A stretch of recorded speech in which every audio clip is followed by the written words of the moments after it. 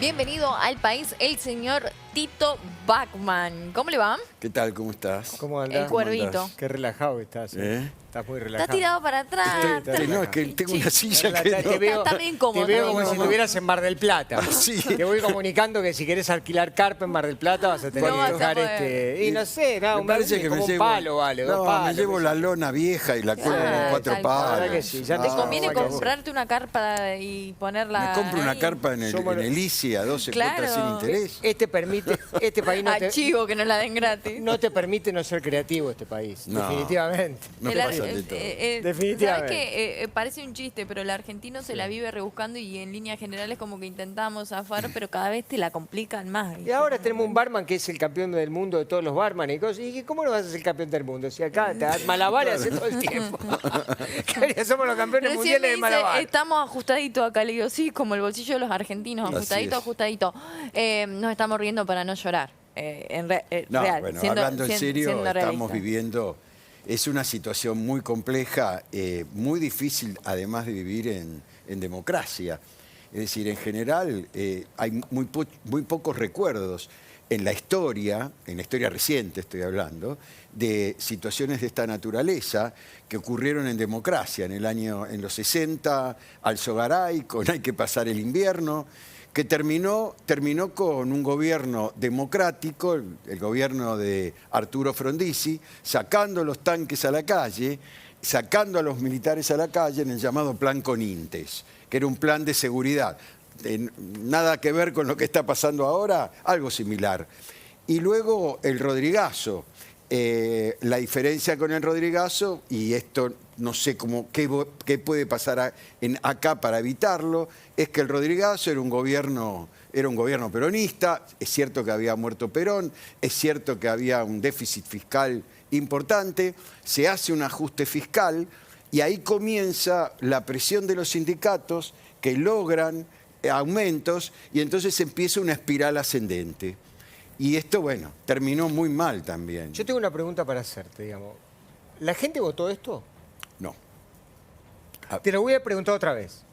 La gente votó esto porque en realidad la calle, cuando vas a la calle, la gente te dice, la gente votó esto. ¿Vos crees que la gente votó esto o la gente no votó esto? Porque el plan, ahí lo veía Milei con la motosierra. Eso, la motosierra, ¿era esto?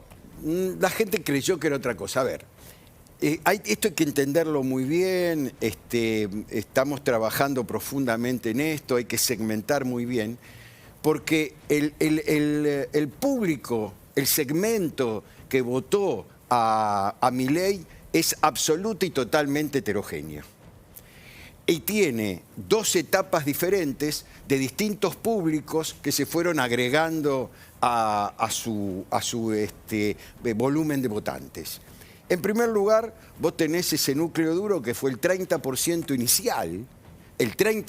inicial, que fue la gran sorpresa, la sorpresa de las PASO, donde la mitad de ellos eran bien núcleo duro de Milei. Los libertarios. Y la otra eran libertarios, eran especialmente jóvenes, eran seguramente los que estaban en la plaza. Hombres. Muchos hombres más que mujeres, y muchos de ellos provenientes del peronismo, enojados, desilusionados, etcétera, etcétera.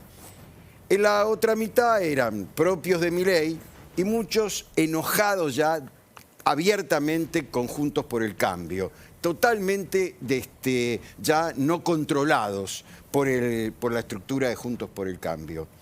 Luego esto se fue agrandando un poco, pero porque aunque obtuvo 30% en las generales, fue un 30% con muchos más votantes que en las PASO. Hubo 7 puntos porcentuales más de votos en las generales, muchos de ellos votos peronistas que fueron a parar a Massa.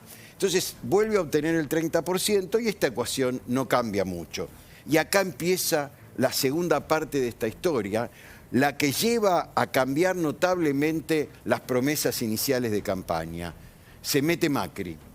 Milei toma conciencia, y esto estoy interpretando, no tengo información, esto es puro análisis. Milei toma conciencia que solo no le alcanza.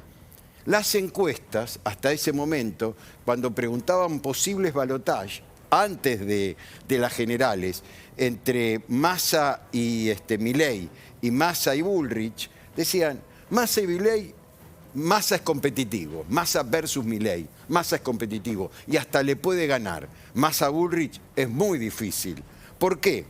Porque si era Massa Milei, muchos votantes de Bullrich no pasaban a Milei, se iban al blanco.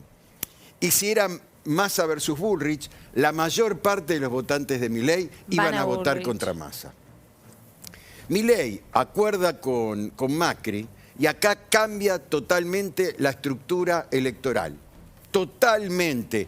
Todos los esfuerzos de Massa, toda esa campaña que costó tanto, tenía un estructurante que fue imposible superar, que era ese 55% de opositores que se sumaba el 30% de Milei, el 23 puntos o 22,5, la mayor parte de los que votaron a Bullrich y hasta la mitad de los que eligieron a Schiaretti.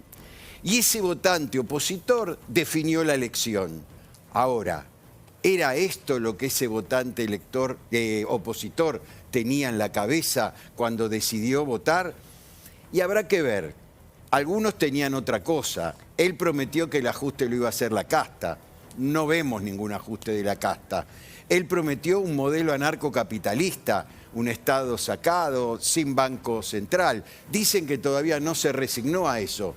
Mientras tanto, lo que hay hoy es un modelo clásico de ajuste típico del neoliberalismo. Nada que ver con el anarcocapitalismo, hay Banco Central, lo único que hay un acuerdo en el Banco Central hay dos acuerdos en el Banco Central. El primer acuerdo es no emitir y el segundo acuerdo es terminar, pero esto ya es por un tema casi contable, ¿no es cierto? Para poder llegar a ahorrar 5 puntos del Producto Bruto, tienen que sacar del Banco Central las deudas de las LELIQs y pasarlas a otro lado. Como hacer un asiento. Entonces, esta deuda, que son 50.000 millones de dólares, en pesos, la van a pasar, si consiguen la plata, la van a pasar a dólares. Ya ahí nos vamos de tema, pero digo, básicamente la motosierra me parece que iba para otro lado. Sí, y ahora no se imaginaba eso. terminamos teniendo la motosierra en el supermercado, ¿no? Repasamos la situación de los jubilados. Antes estuvimos hablando de la carne, pasamos por el supermercado, hicimos la compra para un día y medio. Sí, ya vi. Un día y medio, literal, nos dio casi 15.000 pesos. Y ahora vamos a ver qué pasa con los empresarios textiles, porque nos tenemos que vestir, porque a los chicos les crece la zapatilla todos los días, porque los pibes van creciendo y le tenés que comprar los pantalones mes a mes. Bueno, ver cómo está la situación